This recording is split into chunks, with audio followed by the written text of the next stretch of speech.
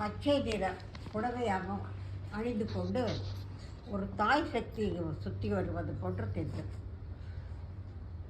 அந்த தாய் சக்தி சுற்றி வந்த பிறகு நம் ஈஸ்வரப்பட்ட மாமகரிஷியினுடைய உருவம், அவருடைய ஒளி சக்தியான உடலை பார்க்க முடிந்தது. பிறகு ஒரு சந்தோஷமான சிரிப்பலை, அதிகமாக சந்தோஷமாக சிரிப்பதை போன்று தெரிந்தது. இப்படி பல மகரிஷிகளுடைய ஒளிகாந்த சக்தியினுடைய காட்சிகள் தெரிந்தது. பிறகு இன்றைய தியானத்தில் ஒரு பெரிய சங்கு தெரிந்தது. அந்த சங்கு தெரிந்த பிறகு மிகவும் பெருசாக தெரிந்தது அந்த சங்கு. அந்த சங்கை எடுத்து கிருஷ்ண பரமாத்மா சங்கை ஊதுவது போன்று தெரிந்தது. இப்படி பல காட்சிகள் தெரிந்தது. பிறகு உடல் மொழி என்று சொன்ன அந்த உடல் மொழி சிரிக்கும் பொழுது நம் முகத்தினுடைய ஜாடையும், கோபப்படும் பொழுதும் அழுகும் பொழுது ஒரு முகத்தினுடைய ஜாடையும், அதே போன்று ஒவ்வொரு செயல்பாடும் கோபம், குரோதம், வஞ்சனை என்ற தீய உணர்வுகளை ஏற்படும் பொழுது முகத்தில் ஏற்படக்கூடிய முக ஜாடைகளையும், உடல் மொழி என்ற தொடர்பில் இந்த உடல் மொழியிலுடைய வெட்கப்படுவதை போன்றும் சிரிப்பதை போன்றும், இப்படி நாம் ஒருவரை பார்க்கும் பொழுது ஆச்சரியப்படுவதை போன்றும், ஆவேசப்படுவதை போன்றும், கோபப்படுவதை போன்றும், இப்படி பலவிதமான முக ஜாடைகள் 1008 விதமான ஜாடைகளை காட்டினார்.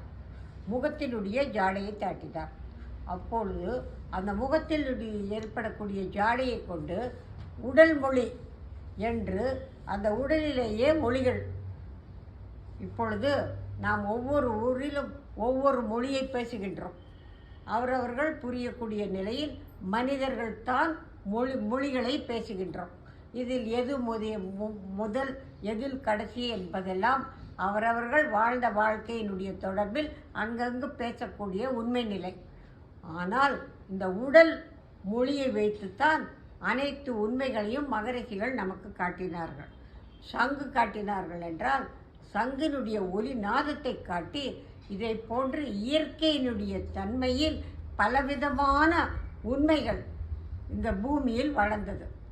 அதே போன்று இன்று இந்த தியானத்தில் அமர்ந்திருக்கும் பொழுது நம் பூமிக்கு கீழே ஒரு உஷ்ண அலைகள் அப்படியே மேல் எழும்பது போன்று தெரிகிறது.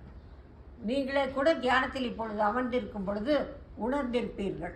அந்த உஷ்ண அலைகள் மேலே எழும்பது போன்று தெரிந்தது. அதே போன்று இமயமலையில் பார்த்தீர்கள் என்றால் ஒரு இடத்தில் மிகவும் குளிர்ந்த நீர் வருகின்றது. அதே கொஞ்சம் தூரத்தில் பார்த்தீங்கன்னால் கொதிக்கக்கூடிய தண்ணீர் மேலே வருகின்றது. இப்பொழுது நம் பூமியினுடைய சுழற்சியில் இமயமலை என்பது உயர்ந்த இடத்தில் இருக்கின்றது. அந்த உயர்ந்த இடத்திலையும் நீர் சக்தியானது ஒரு இடத்தில் குளிர்ந்த நிலையும் ஒரு இடத்தில் உஷ்ணமான நீரும் வெளிப்படுகிறது என்றால் இயற்கையினுடைய உண்மை நிலை எப்படி இருக்கின்றது? இவ்வளவு பெரிய சங்கு வளர்ந்தது என்றால் அந்த சங்கம் போன்றும் தங்கம், வெள்ளி, பிளாட்டினம் என்று பல உலோகங்கள், பல வெள்ளிக்கு மேலும் தங்கத்துக்கு மேலும் உயர்ந்த சக்தி பெற்ற புத்து, பவளம் என்று பல உலோகங்களை காட்டுகின்றார். இயற்கையினுடைய உண்மையை மனிதன் அனுபவித்து கொண்டிருக்கின்றான். அந்த இயற்கையினுடைய செயலை கொண்டு தான் இயற்கையினுடைய தொடர்பை ஒவ்வொரு ஆண்டவனையும் காட்டுகின்றார். கிருஷ்ணர் சங்கை ஊதுகின்றார் என்றால் முருகனுக்கு வேலையும் மயிலையும் காட்டுகின்றார். இப்படி ஒவ்வொரு தெய்வத்தினுடைய தொடர்புக்கும் அவரவர்களுடைய வாகனத்தை காட்டுகின்றார். இப்பொழுது ராமர் லட்சுமணர் இருந்தார் என்றால் அவருக்கு எப்படி அனுமானுடைய தொடர்பில் அனுமானுடைய செயல்பாட்டினுடைய உண்மையை அதையும் காட்டுகின்றார். இப்படி பலவிதமான உண்மைகளை மகரிஷிகள் மூலமாக இந்த பூமியில் உணர்த்திய நிலையில்தான் இன்று நாம் வாழ்ந்து கொண்டிருக்கின்றோம்.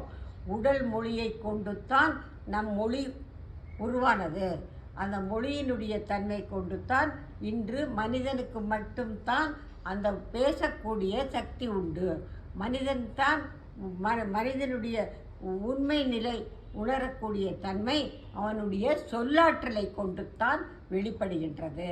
அதே பெரிய யானையாக இருந்தாலும் மற்ற எந்த மிருகமாக இருந்தாலும் மனிதனுக்கு இருக்கக்கூடிய செயலான அங்கவயங்களும் சொல்லாற்றலும் இல்லாததினால் அவர்கள் சக்தி பெற்ற அவ்வளோ பெரிய சங்கு எப்படி சிறு அணுவாகி அந்த அணு உருவாகி அது பெரிதாக வளரக்கூடிய நிலையில் ஒவ்வொரு செயல்பாட்டையும் நாம் இயற்கையினுடைய தன்மை பார்த்தால் என்றால் சிறு ஒரு மாதுளம்பழம், அந்த மாதுளம்பழம் சிறு பூவாகி காயாகி கனியாகும் பொழுது அதற்குள் எப்படி அந்த முத்துக்கள் அடுக்கி இருப்பதை போன்று அந்த மாதுளம்பழத்தினுடைய இயற்கையினுடைய தன்மை பார்த்தோமானால் நாம் அதை உண்டு அனுபவிக்கின்றோம். ஆனால் அதனுடைய இயற்கையினுடைய வளர்ச்சியினுடைய நாம் அதிசயப்படக்கூடிய நிலையில் அது வளர்ந்திருக்கின்றது அல்லவா? அதை போன்று எத்தனை உண்மைகள் இந்த பூமியில் இருந்தாலும் மனித உணர்வின் மொழி கொண்டுத்தான் மொழி உருவானது. அந்த மொழி உருவானதனுடைய தொடர்பை கொண்டுத்தான் மகரிஷிகள் பல உண்மைகளை மனிதன் எப்படியெல்லாம் இருக்க வேண்டும், மனிதன் எப்படியெல்லாம் வாழ வேண்டும், மனிதனுடைய உணர்வலியில் கொண்டுத்தான் மனிதனுடைய ஆத்மசக்தி வளர்கின்றது என்ற உண்மையை உடல் மொழியை கொண்டுத்தான் மகரிஷிகள் நமக்கு உணர்த்தினார்கள். மகரிஷிகள் உணர்த்தப்பட்ட உண்மையை நாம் உணர்ந்தோமானால் ஒவ்வொரு ரிஷியும் ஒவ்வொரு செயல்பாட்டிலும் இன்றும் ரோமரிஷி என்ற ரிஷி இருக்கின்றார். அந்த ரோம ரிஷியினுடைய தொடர்பில் அவர் நடக்க அந்த ரோமங்கள் வளர்ந்து கொண்டே இருக்கும். அப்படி ஒவ்வொரு தன்வந்திரி மகரிஷி மனிதனுக்கு உண்டான வைத்திய நிலையை தன்வந்திரி மகரிஷிகள் நமக்கு காட்டினார். ஒவ்வொரு ரிஷிக்கும் நமக்கு வியாச பகவானை நினைத்தாலும் வியாசன் எப்படி உண்மை நிலையை உணர்த்தினாரோ, வால்மீகி மகரிஷியினுடைய தொடர்பில் நமக்கு எப்படி ராமாயணத்தை நமக்கு உணர்த்தினார்களோ, அப்படி பலவிதமான உண்மைகளை மகரிஷிகள் நமக்கு உணர்த்தப்பட்ட நிலையில்தான் நாம் இன்று வாழ்ந்து கொண்டிருக்கின்றோம். நம் வாழ்க்கையினுடைய உண்மையை நாம் அறிந்தோமானால் நம்முடைய வாழ்க்கையில் இருக்கக்கூடிய தருணத்திலேயே மனித உணர்வதையின் எண்ணத்தை கொண்டுத்தான் மனிதன் தெய்வமாகலாம், மகரிஷிகளாகலாம், மனித செயல்பாடு ஒரு கோள்களை உருவாக்கலாம் என்ற அனைத்து சக்தியும் மனிதனிடம் உண்டு. மனிதனுடைய ஆற்றலை மனிதன் பெருக்கக்கூடிய வழித்தொடர்புக்குத்தான் நாள் நட்சத்திரத்தை காட்டி இந்தந்த நாளில் இந்தந்த செயல்பாடு நடக்கின்றது என்ற 2000 வருடத்திற்கு பிறகு இந்த நாள் எப்படி இருக்கும், இந்தந்த நாள் என்ன என்றெல்லாம் கணிதத்தின் மூலியமாக நமக்கு உணர்த்தப்பட்ட உண்மை நிலையில்தான் நாம் வாழ்ந்து கொண்டிருக்கின்றோம்.